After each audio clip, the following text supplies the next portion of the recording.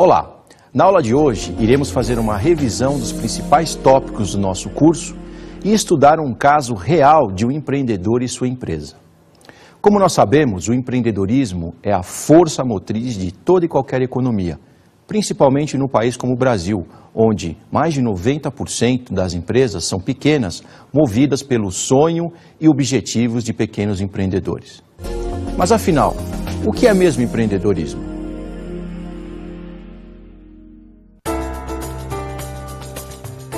Empreendedorismo é o processo de criar algo diferente e com valor, dedicando o tempo e os esforços necessários, assumindo os riscos financeiros, psicológicos e sociais correspondentes e recebendo as consequentes recompensas da satisfação econômica e pessoal. Existem primordialmente dois tipos de empreendedorismo.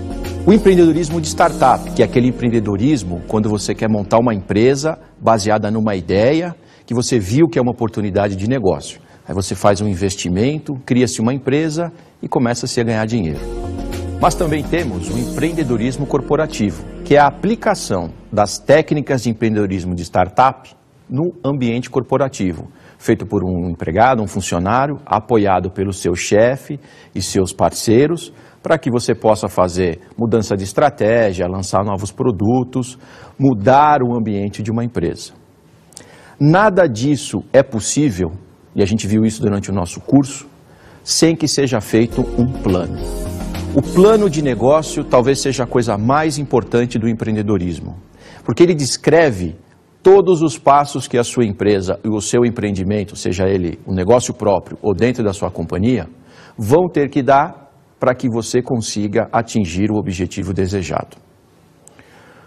O plano de negócio muitas vezes é subestimado pelo empreendedor porque dá trabalho, ele acha que serve aquilo só no início. Na verdade, ele é um grande descritor dos passos que você tem que dar antes, durante e às vezes até depois que o seu negócio foi lançado. Muitos planos de negócio começam a ser feitos pelo fim. Você descreve o que o seu negócio vai ser, se ele vai ser vendido ou o que ele vai ser quando crescer, para depois descrever os passos que devem ser tomados para atingir aquele objetivo. O que deve conter o plano de negócio? Obviamente, a descrição do que vai ser o seu negócio, de forma clara para pessoas que leem o plano e entendam.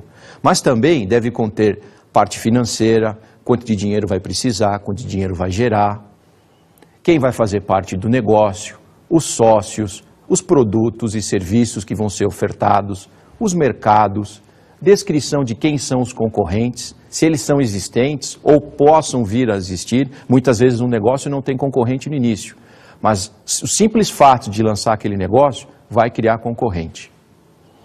Outra coisa que o plano de negócio tem que ter é como os acionistas, os investidores do negócio vão ser remunerados.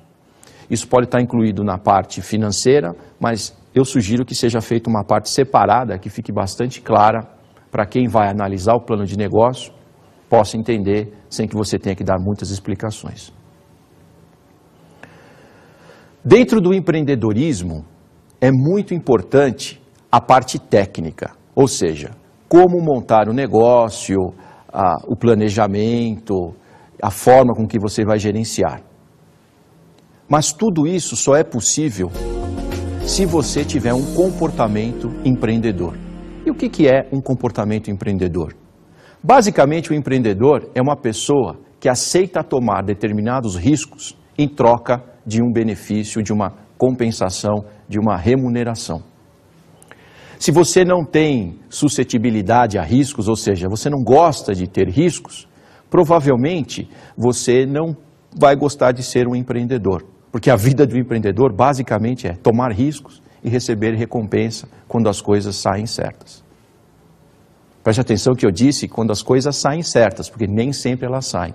Exatamente nesse momento é que define a diferença entre um empreendedor e um não empreendedor. Quando as coisas dão erradas por um empreendedor, para quem tem um espírito empreendedor, ele procura rapidamente uma solução, uma saída para reverter a situação negativa para uma coisa positiva. Obviamente, existem várias técnicas para você diminuir esses riscos. Não pense que empreender é assumir riscos sem consequência, não é nada disso. Uma das coisas que a gente utiliza para diminuição de riscos e acelerar o lançamento do negócio, por exemplo, é a aquisição de empresas. O que significa isso? Você, em vez de lançar uma empresa do zero, começando desde lá de baixo, você define um plano e busca uma empresa que já tenha mais ou menos o perfil que você esteja procurando e adquire essa empresa. Assim você tem a chance de entrar ao mercado sem que você tenha que fazer os passos iniciais, porque essa empresa provavelmente já deve ter feito. Hoje os empreendedores brasileiros ainda não estão acostumados com a aquisição como forma de empreendedorismo. Mas isso está crescendo muito, porque a economia está estável, crédito está farto e existem técnicos, gente experiente no mercado auxiliando empreendedores a adquirir empresas. Uma coisa bastante comum no Brasil, mais ou menos nessa linha de aquisições de empresas, são as franquias, que é uma outra forma de você empreender. As franquias nada mais são do que você comprar o direito de utilizar um negócio que já está funcionando, definido com metodologia, definido com formas de trabalho, toda a parte de marketing financeira, por um grupo, por uma empresa, por um empreendedor anteriormente, que formata isso e entrega na mão de um administrador, você, por exemplo, empreendedor, para que você possa lançar um negócio que já existe.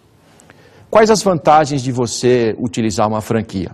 Bom, provavelmente você vai utilizar uma franquia de uma marca já reconhecida, normas e procedimentos já vão ter sido definidos, você vai compartilhar experiências tocando o seu negócio com outros franqueados, que são outros empreendedores que adquiriram os direitos de utilizar essa marca com esses produtos e serviços.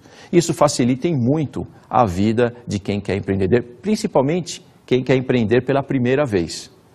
Porque muitas das coisas que o empreendedor vai fazer já foram pensadas pelo dono da franquia, o franqueador. Não adianta nada você ter um negócio se você não sabe como vai ganhar dinheiro com isso. E esse é o outro ponto que nós abordamos também. Os aspectos financeiros de um empreendimento são muito importantes. Eu escuto muitas vezes falar, tive uma ideia muito legal, eu vou lançar uma empresa, vou fazer alguma coisa. A primeira pergunta que você tem que fazer é, essa ideia é uma oportunidade? E a resposta para isso é, ela dá dinheiro? Ela cria um mercado? Ela adquire um mercado? Se a resposta for, não sei, você tem um problema muito grande. Mas você ainda tem a chance de analisar.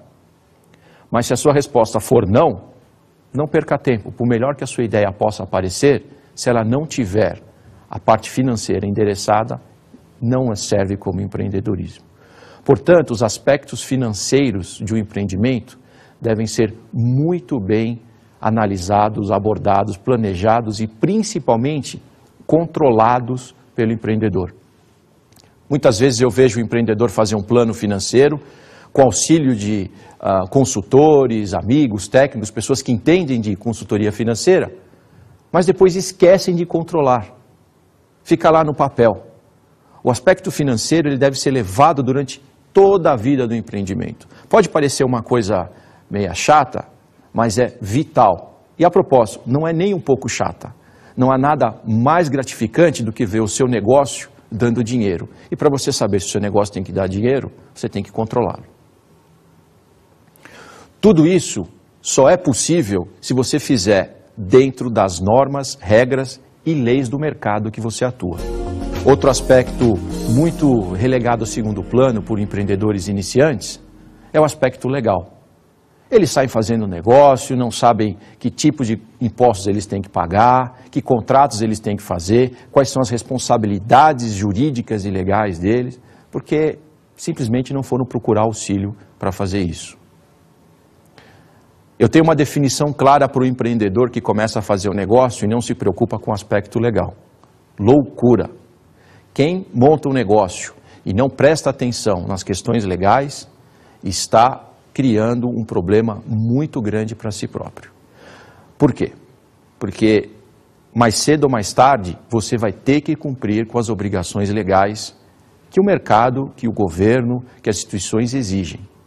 E se você não fizer isso de acordo com as normas, provavelmente você vai fazer de uma forma muito mais dolorosa para o seu negócio.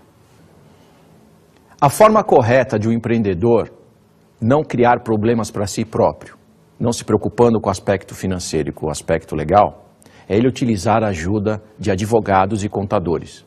Nós abordamos na nossa aula que advogados e contadores nunca são uma despesa, eles são um investimento, porque eles protegem o seu negócio de problemas que muitas vezes significam a morte do negócio. Análise de contratos, saber qual é a melhor forma de cobrar, saber o que deve ser pago e quando, tudo isso é trabalho dessa dupla que não deve faltar em nenhum empreendimento, seja ele novo, seja ele antigo. E depois que você fez todo o planejamento, toda a parte legal, toda a análise do seu negócio, você tem que transformar isso num contrato. O contrato social é o documento que descreve legalmente a sua empresa. Não subestime a sua importância. Muitos empreendedores simplesmente acham que o contrato social é uma exigência burocrática. Não é. Ali ele vai definir muitas coisas importantes do início, do meio e até do fim do seu negócio. Alguns empreendedores colocam no contrato social as cláusulas que definem a saída dos sócios. É normal que um sócio queira sair, isso acontece e muito. Mas como ele vai sair, muitas vezes, por indefinição, gera brigas. E isso tem que ser previsto no contrato social.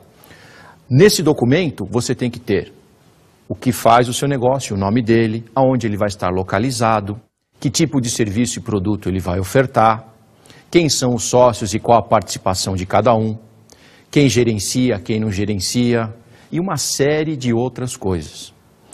Esse documento também vai ser usado por investidores, eles vão analisar se vale a pena ou não investir, olhando o plano de negócio, mas também o contrato social, porque ali limita, por exemplo, o risco que cada empreendedor tem relativo ao seu negócio. Mas a melhor forma da gente entender todo esse mundo do empreendedorismo, sem antes empreender, é analisando um caso real. E é isso que nós vamos fazer agora. Nós vamos conhecer o Dagoberto Ajar, um empreendedor de sucesso e o seu negócio, a Advance Marketing. Vamos lá. Dagoberto, muito bem-vindo, muito obrigado, por favor. Formado em matemática e física nuclear pela USP, Dagoberto Ajar optou por seguir carreira no mundo financeiro. Trabalhou 10 anos no Citibank e 2 anos no ABN AMRO Bank, desempenhando funções nas áreas de tecnologia e negócios. Em 1993, ingressou na Microsoft, permanecendo na empresa por 9 anos, exercendo atividades de direção de internet, de marketing e de estratégia. Desde 2002, é diretor-presidente da Advance Marketing, empresa especializada em treinamento e consultoria de gestão, marketing e vendas para empresas de TI, com escritórios em São Paulo, Miami, São Francisco, Cidade do México, Buenos Aires e Auckland. Dagoberto, conte um pouco para nós quando você descobriu, quando você começou a ser empreendedor. Evandro, antes de mais nada, obrigado pelo convite de estar aqui. E para responder essa pergunta, eu tenho que voltar um pouquinho na história. Acho que eu sou empreendedor há muito tempo. Eu trabalhei em grandes multinacionais durante muitos anos. Trabalhei 10 anos no Citibank. Entrei lá como auxiliar de estagiário de alguma coisa, né? Como todo mundo começa na vida. Depois de 10 anos, saí de lá responsável por toda a área de tecnologia do banco. Depois de 10 anos, eu fui para o banco ABN, responsável pelas áreas de tecnologia e operações do banco. E depois passei 10 anos na Microsoft, entre outras funções, 8 anos como diretor de marketing, 2 anos como diretor da parte de estratégia. Em todos esses anos que eu trabalhei em multinacionais, eu sempre tive atitudes empreendedoras. E aí até parabenizo o teu treinamento, porque você fala exatamente de empreendedorismo corporativo, que é tão importante para as empresas, é tão importante para o crescimento da economia como um todo. Dentro dessas empresas, Citibank, ABN e Microsoft, o fato de você ser empreendedor te leva a posições cada vez mais elevadas. E por isso eu consegui chegar a diretor da Microsoft, por exemplo, num espaço muito curto de tempo. Então, alguns exemplos dessas atividades empreendedoras. Logo que eu entrei na Microsoft, depois de 2 anos, eu estava atendendo o Banco Bradesco. A Microsoft, naquela época, estava trazendo um novo produto, um sistema operacional para o Brasil. E eu cheguei para o Bradesco, tentei convencê-los a implementar em todas as agências um sistema de interconexão das agências com a matriz, usando os produtos da Microsoft. Na época, o diretor do Bradesco falou assim: menino, você não sabe o que você está falando. O Bradesco tem 3.000 agências, o risco disso seria enorme. Eu não quero associar o meu banco a risco, eu quero produtos que funcionem com muita qualidade. Eu passei na sala dele durante 2 meses, todo dia, e todo dia eu falava assim: puxa, o nosso produto está melhorando bastante, a gente está pronto para atender empresas como a sua, dá uma oportunidade para a gente fazer um teste aqui. E acho que de tanto que eu passei na sala dele, um dia ele falou assim: tá bom, nós vamos fazer uma coisa, eu vou te dar um piloto, se o piloto funcionar, a gente volta a conversar. Mas até que o piloto não esteja funcionando, você não passa mais na minha sala. O piloto é um projeto que você faz inicial antes de fazer o projeto final. Exatamente. E para isso, o diretor do Bradesco me perguntou que tipo de infraestrutura eu precisava, me deu todos os recursos e falou: só volta aqui quando esse piloto, esse projeto inicial estiver funcionando. Acho que a expectativa dele é que eu não voltasse nunca mais e parasse de atormentar ele toda semana. Não te conhecia, né? Não me conhecia, e eu acho que aí vem uma característica de um empreendedor, que é a persistência. E nós fomos atrás de implementar o piloto, fazer com que a tecnologia funcionasse dentro dos parâmetros de qualidade do Bradesco, engajamos ou comprometemos o time do Bradesco em cima da solução, e depois de 2 meses eu voltei novamente para a sala do diretor e falei: prezado diretor, o piloto está funcionando, está na hora do senhor ir lá, olhar o que está acontecendo e a gente voltar a conversar. Acho que ele não acreditou muito, foi lá, olhou o projeto, pegou feedback das pessoas, todas deram feedback muito positivo com relação ao trabalho que tinha sido feito e principalmente com relação à tecnologia que estava implementada. E ele teve que voltar a conversar com a gente e assinou um contrato em 1985, falando de que o Banco Bradesco, preferencialmente, compraria todo e qualquer produto Microsoft que fosse pertinente ao banco. Esse foi o maior projeto da Microsoft no mundo inteiro, tanto que o próprio Bill Gates desceu para o Brasil, veio assinar o contrato junto com esse diretor do Bradesco, e eu acho que... Eu lembro que você, inclusive, foi premiado, você foi reconhecido na Microsoft. Fui muito premiado, na verdade, eu tive várias premiações, essa foi a primeira delas. Eu fui reconhecido nesse ano como o melhor funcionário da Microsoft não americano. Na verdade, eles tinham um prêmio só para o melhor funcionário americano e pela primeira vez na história, alguém fora dos Estados Unidos tinha tido um desempenho considerado excepcional. Então, esse é um exemplo de atividade empreendedora que você tem dentro de uma multinacional, dentro de uma grande corporação e que te leva a postos mais elevados. Com esse tipo de empreendedorismo e com esse tipo de projeto em especial, eu logo fui promovido a diretor da área de internet da Microsoft e aí eu tive uma outra atitude de bastante risco. Meu primeiro desafio, enquanto diretor de internet, era aumentar o market share de um determinado produto da Microsoft. Nós tínhamos 4% de market share e a minha meta era, em 1 ano, chegar a 85% de market share. Foi um fato interessante porque nessa época nós fizemos um projeto em conjunto, né? Nós estávamos trabalhando num projeto de internet onde nós estávamos investindo e você como diretor da Microsoft, eu me lembro, nos ajudou muito trazendo essas tecnologias novas que a Microsoft estava querendo ampliar em mercado. E você acreditou, outra característica de empreendedor, né? Empreendedor acredita muito em empreendedor. Eu me lembro que naquela época nós não tínhamos muita coisa a não ser uma ideia e um projeto, e que bastou apresentar para você a ideia, o projeto e a oportunidade para que você investisse nesse projeto e nos desse muita ajuda, que foi fundamental para o negócio. Exatamente. Você está falando um ponto importante, quer dizer, empreendedor reconhece empreendedor e empreendedor ajuda empreendedor. Isso ao longo da minha carreira foi muito importante, muitas pessoas vieram me ajudar. Em especial com relação a esse produto da Microsoft, o que nós fizemos foi analisar o mercado, identificar como a concorrência trabalhava no mercado. Na época, parece uma coisa estranha hoje, mas para você acessar a internet, você tinha que baixar o tal do browser, né? A ferramenta de acesso à internet. Só que isso pressupunha que você tinha acesso à internet. Você precisava ter um browser para baixar o browser. Então era o ovo e a galinha, né? Como é que você fazia isso? O que nós fizemos foi mudar o paradigma e falar, não, então eu vou arrumar uma forma de entregar a ferramenta de acesso à internet para os usuários sem que eles tenham um acesso prévio à internet. Mas tudo isso era uma iniciativa sua, não era uma coisa que a Microsoft tinha definido que você tinha que fazer daquele jeito? Era toda uma iniciativa brasileira, não existia nenhum tipo de orientação da matriz e o risco também era todo meu. Eu lembro que quando a gente começou, quando eu apresentei o projeto para o meu chefe, o meu diretor no Brasil, ele olhou e falou assim, se isso aqui der errado, você perde o emprego.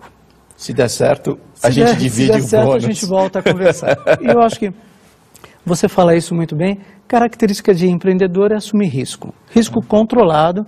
E na minha ótica, o risco do que a gente estava assumindo era altamente controlável. Na visão do meu chefe, que não tinha todos os elementos de informação, o risco era um pouco menos controlado. Mas eu acreditei no projeto, trouxe para o projeto para participar bancos como o Bradesco, Itaú e Unibanco juntos, e cada um desses bancos, num espaço de um ano, distribuiu no mercado para os seus clientes o total de 5 milhões de CDs com o instrumento, com a ferramenta para que você acessasse a internet. Interessante. Você teve apoio do seu chefe em todas essas iniciativas de empreendedorismo corporativo, ou algum momento você se sentiu sozinho e falou, eu tenho que me virar sozinho? Foi fundamental você ter o apoio do seu chefe? Sim, Pedro, foi fundamental o apoio do meu chefe. Acho que no mundo corporativo você tem que estar alinhado com a estratégia da empresa e principalmente você precisa de apoios, recursos da empresa. E para isso o teu chefe tem que estar engajado, compromissado com o que você está oferecendo. O que não significa que você tem que esperar que a iniciativa nasça dele. A iniciativa é sua. É você que conhece o mercado, tem contato com o mercado, tem que gerar a ideia, definir um plano, defender esse plano junto ao seu chefe para conseguir os recursos e poder implementar a sua ideia, o seu plano no mercado. Me diga uma coisa, você fez vários casos de sucesso no mundo corporativo como empreendedor e você é reconhecido por isso. Qual foi o momento que você falou... Porque eu me lembro que você começou a empreender com startup, mesmo antes de deixar o mundo corporativo. Quer dizer, você foi uma espécie especial, diferente que foi. Você foi empreendedor corporativo e empreendedor de startup ao mesmo tempo. Como é que foi essa experiência? O que eu percebi, Evandro, é que chega num ponto da sua carreira corporativa de que os desafios mudam de nome, mudam de tamanho, mas continuam o mais do mesmo. Não tem grande diferença naquilo que você está executando. Você tem que passar a ser um bom executor, um bom administrador. A parte criativa, ela acaba diminuindo à medida que você vai subindo, porque você tem cada vez mais regras, você tem cada vez mais defender o plano da empresa, defender o desempenho da empresa. E era uma coisa que eu estava começando a me sentir subutilizado. Eu falava, não é mais isso que eu quero. Eu tinha feito grandes projetos que tinham me levado brilhantemente até onde eu estava, e dali para frente eu via que não era mais tanto o meu perfil. Então, cheguei para o meu chefe, para o diretor da empresa, e falei, eu gostaria de, em paralelo, fazer alguns pilotos, projetos que podem dar certo, podem não dar em nada. E perguntei se ele teria alguma coisa contra, ou se a empresa teria algum tipo de política que vedasse esse tipo de atividade. O que ele me falou desde que você não tenha sua performance, seu desempenho aqui prejudicado, desde que você não aloque o tempo da empresa para isso, você está livre para fazer os seus testes. Fora das 18 horas que você trabalha aqui, você pode fazer o que você quiser. Fora das 18 horas, exatamente. E o que eu tive que fazer foi buscar sócios que pudessem tocar o negócio, que pudessem executar o negócio, enquanto eu ficaria apenas como o idealizador, o planejador das atividades. E foi interessante, eu tive 3 negócios que deram muito errado, e eu acho que também isso é parte do empreendedor. Você nunca vai acertar de primeira, ou muito dificilmente você vai acertar de primeira. Então, a primeira atividade que eu tive, eu arrumei um sócio que falou assim, puxa, eu sei como ganhar dinheiro. Vocês de empresa de tecnologia adoram comprar camiseta. Então, vamos abrir uma confecção e vamos começar a fazer camisetas. A gente vai fornecer não só para a área de tecnologia, que é grande consumidora, mas está chegando a parte de eleições e deputados, vereadores adoram comprar camiseta para colocar em cabo eleitoral, para colocar no mercado, etc. Eu achei que a ideia podia ser boa, o investimento era muito baixo, eram comprar 4 máquinas de costura industriais, contratar mão de obra, fazer a alocação do espaço. O sócio escolhido aparentemente entendia muito do negócio, então acho que fazia algum sentido para o meu piloto, para o meu teste. E realmente abrimos a empresa, ela foi brilhantemente bem no primeiro mês, foi mais ou menos no terceiro mês, começou a engripar no 5º mês e lá pelo 7º a gente estava com a corda no pescoço. E o que você acredita esse fracasso? Tendo a experiência que você tem hoje, onde foi que você errou? Eu errei em dois pontos, Evandro. O primeiro, nós não fizemos nenhum tipo de plano prévio. A gente teve a ideia num botequim, como acontece a maior parte das ideias. O plano foi mal rascunhado num guardanapo de botequim e de lá a gente partiu para a execução. A execução ela foi relativamente boa no início, porque é só você colocar as peças juntos. E depois o que a gente errou é que a gente começou a não ter atividades de marketing, que seria fruto de um bom planejamento. Não tínhamos atividades de vendas e não tínhamos o acompanhamento e principalmente, que foi o segundo ponto que a gente errou muito, nós não tínhamos o monitoramento do mercado. O mercado mudou e em 6 meses os chineses começaram a vir para o Brasil e começaram a vender camiseta a preço de banana. A preço de final, o preço do seu custo. Abaixo do meu custo. Aí não dá para competir. Aí não tinha como competir. Eu, como um executivo de grande empresa, queria trabalhar 100% legalizado. Então, as costureiras eram CLT, nós pagávamos todos os impostos, etc. Não que os chineses não façam isso, talvez até fizessem. Mas o custo deles é muito mais baixo. Mas o custo deles era diferente, o custo era mais baixo, eles trabalhavam com outro tipo de regime de contratação, eles trabalhavam com outro tipo de regime de remuneração, eles trabalhavam com outros volumes, então fazia com que o negócio deles tivesse realmente uma lucratividade menor, mas num volume muito maior. Aí você resolveu fechar o negócio, voltou para tábua de design, como a gente diz, voltou lá para o planejamento, aquela coceira de se tornar um empreendedor de startup, de lançar o seu próprio negócio, não baixou? Não baixou, eu diria o seguinte, foi um bom aprendizado, nós saímos 0 a 0, quer dizer, não perdemos dinheiro nenhum, não ganhamos dinheiro nenhum, e eu falei, eu não desisti da ideia. O projeto, o meu piloto não foi bem sucedido como eu gostaria, mas eu quero aprender, saber tudo que eu errei e tentar novamente. E tentei novamente e cometi alguns outros erros. Aqueles que eu tinha cometido, eu não repeti. Né? O segundo empreendimento, nós abrimos uma empresa de limpeza corporativa. Arrumei um sócio, que também ele era ex-funcionário de grandes empresas, e falou, nossa, agora estamos num período onde todas as grandes empresas estão terceirizando a equipe de limpeza. Né? Então faz todo sentido a gente abrir e tirar a oportunidade desse momento de mercado.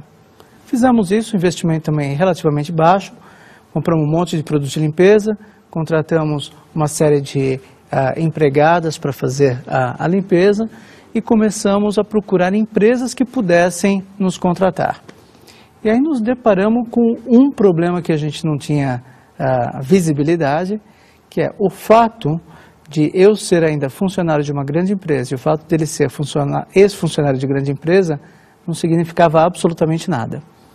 Quem estava nos contratando, estava contratando uma empresa que não tinha histórico, que não tinha caso de sucesso, que precisava se mostrar no mercado e se comprovar no mercado. A nossa credibilidade pessoal não era o suficiente para conseguir gerar os negócios. Credibilidade não limpa carpete, né? Credibilidade não limpa carpete, exatamente. E saímos limpando muitos carpetes para poder mostrar que a gente tinha competência no assunto. E para conseguir o mínimo de rentabilidade ou de faturamento para a empresa, nós tivemos que pegar também limpezas residenciais. Então, para poder cobrir a parte de custos. Ficamos nesse ramo de atividades durante uns 6 meses e aí nos deparamos com um segundo problema, que esse meu sócio, que teve essa brilhante ideia e que era ex-funcionário de multinacional, descobriu que ele detestava o ramo de limpeza. E que ele tinha visto que era só uma oportunidade de mercado e a decisão que nós tínhamos tomado em abrir o negócio era uma decisão oportunista e não porque a gente tinha paixão pela atividade. Bom, o fato é que depois de 2 meses você não gosta do negócio, ele começa a não dar a lucratividade que você quer e você cancela. O momento final foi quando uma das moças que fazia a limpeza, nós fomos limpando o apartamento de um grande arquiteto renomado e ela por acidente bateu num espelho que custava $3.000. Então a gente falou, bom, está na hora de parar e rever os nossos conceitos. E decidimos fechar a empresa com um pouquinho de prejuízo por conta do espelho, mas com muito aprendizado pela frente. Okay. E foi aí, Evandro, que eu abri 2 negócios de muito sucesso. Você falou, chega de ficar fazendo piloto, agora eu quero ser o piloto do meu negócio. O piloto do negócio. E vou fazer a coisa acontecer. O primeiro eu abri enquanto ainda estava no mundo corporativo, era uma atividade paralela. Eu arrumei um sócio que conhecia muito bem a parte de nutrição, de bem-estar, de academias de ginástica e de que tipo de suplementos esses atletas tomam para poder manter a forma física.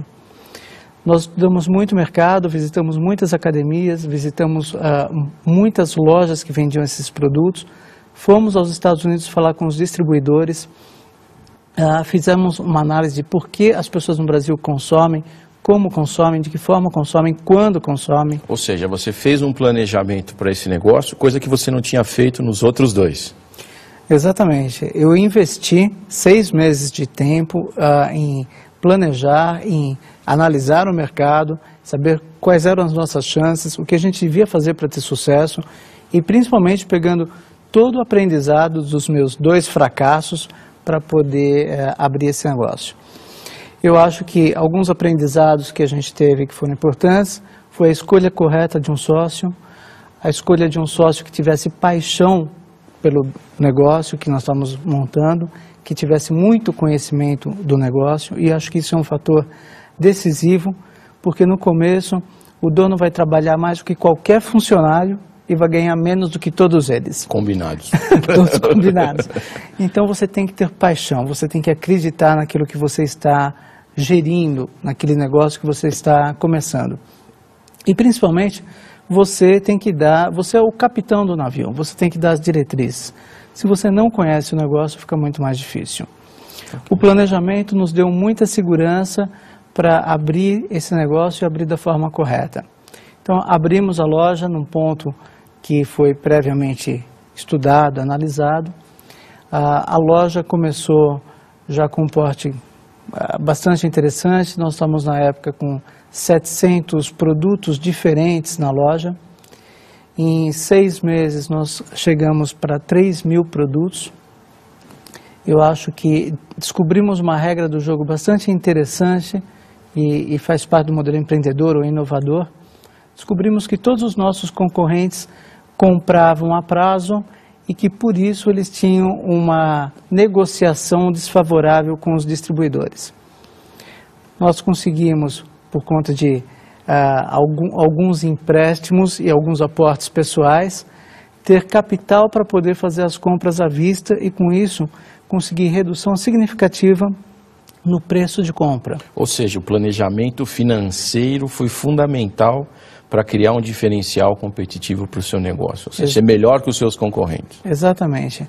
Então, análise de mercado ou planejamento financeiro, eu diria que o nosso planejamento de marketing foi excepcional. Depois de 3 meses de aberto o negócio, nós fizemos um evento onde nós conseguimos patrocínio de grandes marcas, então nós não tivemos que colocar nenhum dinheiro no evento e conseguimos levar para esse evento 3.000 pessoas, 3.000 atletas, consumidores dos produtos, que passaram a conhecer e consumir da nossa loja. Mas aí você ainda estava sendo um executivo de uma multinacional, ainda não estava sendo um empreendedor de startup tempo integral. Exatamente. E eu fiquei ainda como funcionário de multinacional por mais alguns meses. Nós abrimos a segunda loja, tivemos tanto sucesso quanto a primeira, abrimos a terceira loja, e aí a coisa começou a tomar um vulto de que eu falei, eu não consigo mais trabalhar numa multinacional e cuidar e gerenciar 3 lojas que demandam estratégias, atenções, gestão mais apurada. E aí foi quando eu tive que tomar uma decisão. Falei, ou eu paro de brincar de lojista, né, ou eu me dedico a isso de fato.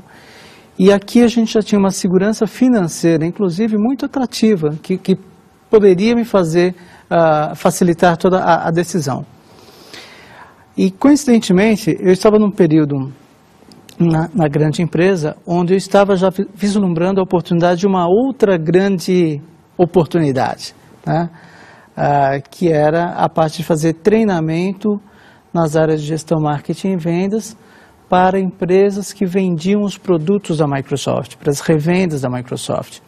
As revendas eram muito boas do ponto de vista técnico, mas tinham muita dificuldade ou deficiência na parte empreendedora. Então, não eram empresários de fato, eram, eu diria, técnicos que tiveram muito sucesso no mercado.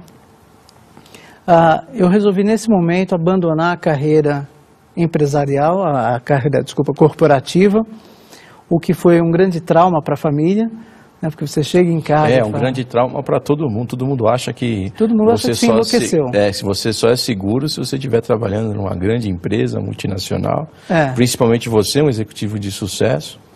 Exatamente. Quando eu disse para o meu chefe, na Microsoft, falei, estou saindo, eu ouvi a frase... Você enlouqueceu, imagina, vai ser empresário no Brasil morre de fome, né? Não faça isso, você está jogando fora a sua carreira, você está jogando fora a sua vida.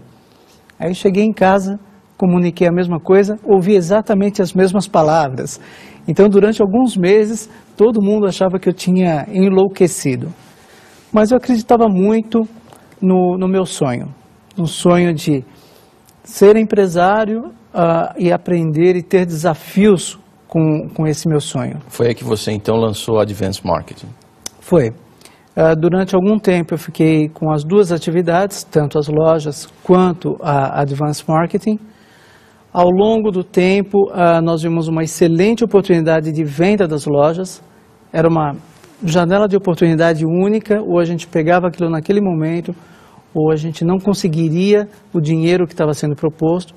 Vendemos as lojas assim, na crista da onda, e aí eu me dediquei única e exclusivamente à empresa Advanced Marketing.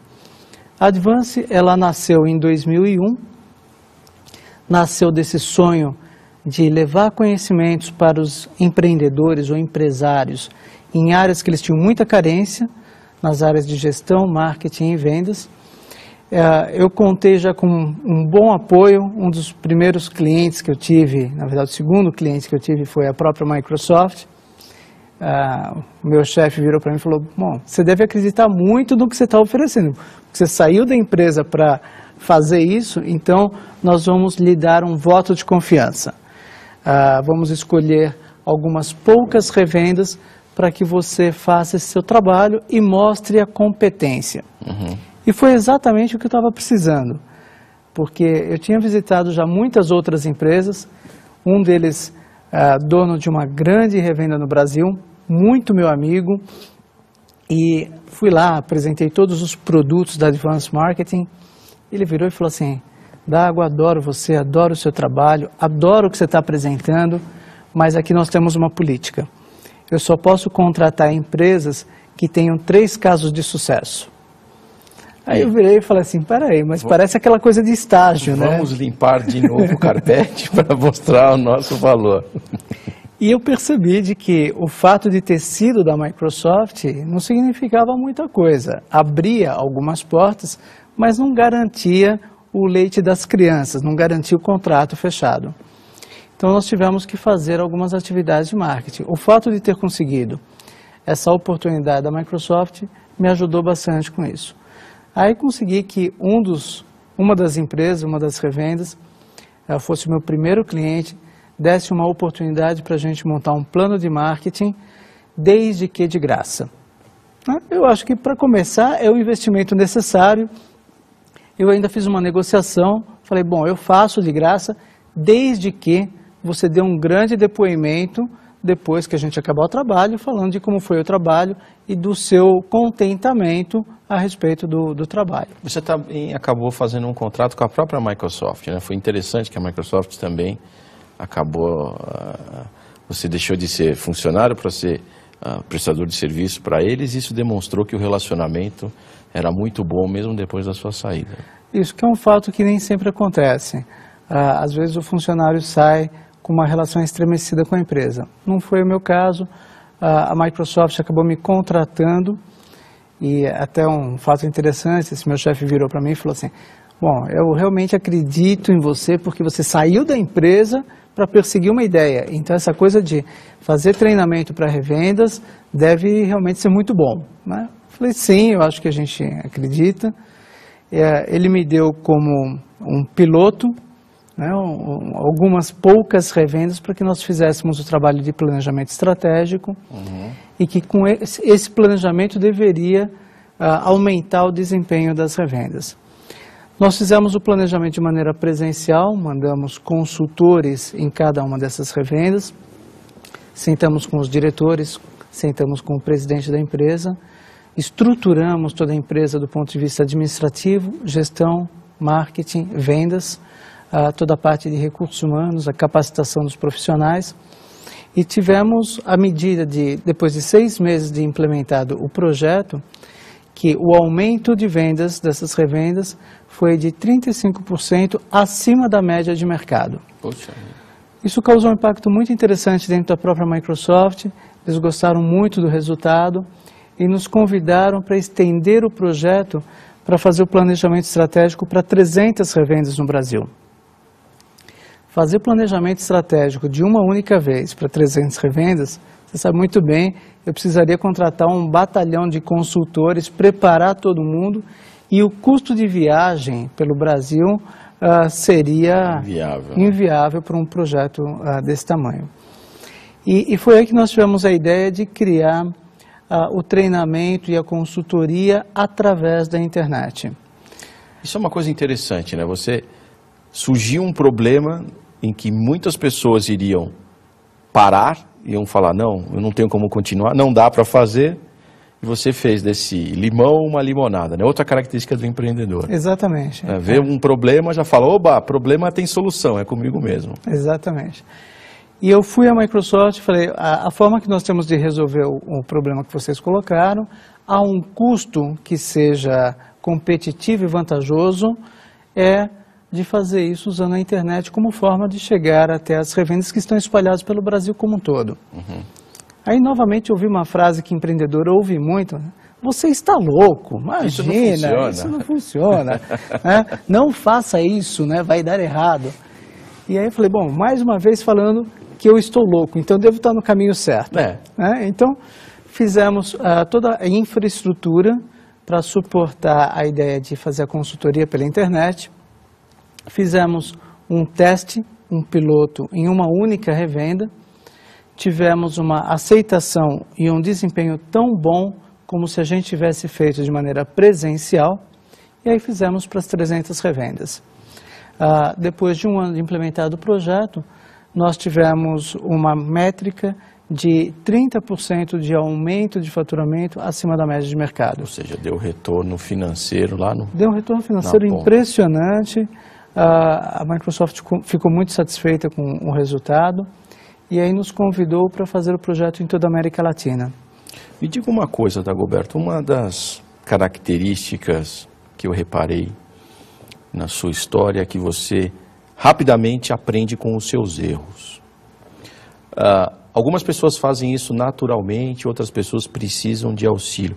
O que você poderia falar para os nossos empreendedores de forma que eles pudessem aprender com os seus erros? Que coisas eles devem observar? Porque a tendência da pessoa, quando ela comete um erro, é ficar se punindo. É se colocar para baixo, vai falar, errei, etc. Como é que você lidou com isso? O que você sugere para o empreendedor para que ele possa fazer disso uma experiência gratificante? Eu acho que errar, todo mundo vai errar e vai errar muito. Se você é empreendedor, você vai errar mais do que os outros, porque você assume mais riscos, você testa novas ideias. Então você tem que estar preparado para tratar essas adversidades. E o erro, eu acho que ele é fundamental para a gente. Eu fali 2 empresas, né? Todo mundo pararia e fala, não vou mais brincar disso. Eu acho que você tem que sentar, analisar e ver o que eu tinha planejado, por que eu errei, o que eu posso aprender com isso, né? E transformar isso em alguma oportunidade. Você colocou muito bem, eu sempre transformei todos os erros que eu tive em novas oportunidades de negócio. E frequentemente você está na frente de um cliente e de repente o cliente coloca para você um problema interno da empresa, ou até mesmo o desempenho que você teve em determinado projeto não correspondeu às expectativas do cliente. E aí você tem que analisar e falar assim, o que eu errei? Será que eu não gerenciei bem as expectativas? Será que eu vendi um projeto e aquele âmbito de empreendedor, o empreendedor é muito vendedor. A gente vende qualquer coisa e você pinta aquela pílula de maneira extremamente dourada. Às vezes o cliente depois, na hora que você entrega, ele fala, pô, você tinha falado uma coisa tão maravilhosa, eu achei que a gente ia daqui até a lua e ia voltar, e aí agora você está me trazendo só uma coisa mais ou menos, não era exatamente a minha expectativa. Eu acho que a gente tem que aprender a transformar isso em novas oportunidades. Talvez vender uma outra etapa do projeto, ou vender um outro tipo de projeto. Nesses treinamentos que você faz com revendas, você lida praticamente, todas elas praticamente são encabeçadas por empreendedores, né? De uma forma ou de outra, gente que está lá encabeçando um negócio. O empreendedor não, ele está encabeçando um negócio. Quais são as principais características e problemas que você vê nesse tipo de empreendedor pequeno, que está começando, que tem o seu negócio? Quais são as dificuldades que ele tem? Onde é que ele mais pede ajuda para você? Eu vou mudar um pouquinho a tua pergunta, porque o empreendedor de tecnologia, eu diria, as empresas de tecnologia no Brasil, elas nasceram basicamente de 1985 a 1990, quando o mercado de tecnologia estava crescendo de maneira acelerada no Brasil. Ele, na verdade, cresceu de maneira muito rápida de 1980 até a virada do ano 2000. Isso porque foram os grandes projetos de automação de agências, automação de escolas, automação de supermercados, automação de escritórios. Então, nesses 20 anos, vendeu-se muita tecnologia. Por conta disso, muitos funcionários de grandes empresas saíram para montar uma revenda. E com isso se deram muito bem, porque o mercado estava crescendo. O que ele tinha que fazer é atender o mercado de maneira muito rápida, fazer proposta muito rápida, chegar nos clientes de maneira muito rápida e levar o negócio. Tinha muito dinheiro na mesa. Esse cenário mudou muito de 2000 para cá. O mercado de tecnologia passou por um momento de retração entre 2000 e 2004 e agora tende a se estabilizar. Na verdade vai crescer um pouco, vai crescer uma taxa de 10% ao ano, mas que comparado aos anos dourados que nós tivemos de 1980 a 2000 é quase nada. A gente poderia falar que estamos estabilizados. O que significa ter um mercado estável agora é que a gente começa a separar o empresário efetivo do aventureiro ou do oportunista. Aquele que abriu a empresa e deu certo. Deu certo porque o mercado estava crescendo. Agora, nós vimos que de 2000 para 2004, 20% das revendas do Brasil simplesmente deixaram de existir. Deixaram de existir porque o mercado retraiu, essas revendas vieram queimando as suas reservas financeiras e chegou num ponto que esse aventureiro, esse oportunista, olhou e falou, não me interessa mais brincar, né? Vou fazer alguma outra coisa da vida. Vou vender carro. Eu vou vender carro. E os que ficaram no mercado, os que estão agora no mercado, esses sim são os empreendedores. Esses são os que sim cresceram com a empresa, mas agora estão preocupados em conduzir os negócios de maneira correta. Então, o que eu mais tenho ouvido são empresários que precisam rapidamente aprender sobre planejamento estratégico, planejamento de marketing, estruturação da equipe de vendas, fusões e aquisições, né, ou alianças estratégicas para chegar em fusões e aquisições. Então, eu sempre brinco com o mercado de tecnologia, que eu falo que o ano 2004 foi o que dividiu os garotos que vendiam tecnologia dos homens de negócio. O que a gente tem agora são pessoas que estão querendo trabalhar, estão trabalhando com muita maturidade. Para a gente encerrar a nossa conversa, eu queria que você falasse um pouquinho quais são as dicas que você dá para quem está nos vendo e fala, bom, eu quero me tornar um empreendedor. Quais são os primeiros passos, baseado na sua experiência, que você faria para essa pessoa dar? E quais são os passos que você falaria para ela? Não dê esses passos porque você vai cometer um erro. Eu diria, em primeiro lugar, fazer o plano, na verdade, analisar muito o mercado, analisar a concorrência, analisar os potenciais clientes, analisar quem já está no mercado, montar o plano com base em todas essas informações, para que você tenha muita segurança. A segunda regra, escolher muito bem os seus sócios, de preferência sócios que conheçam o negócio ou que tenham complementaridade com o conhecimento que você tem.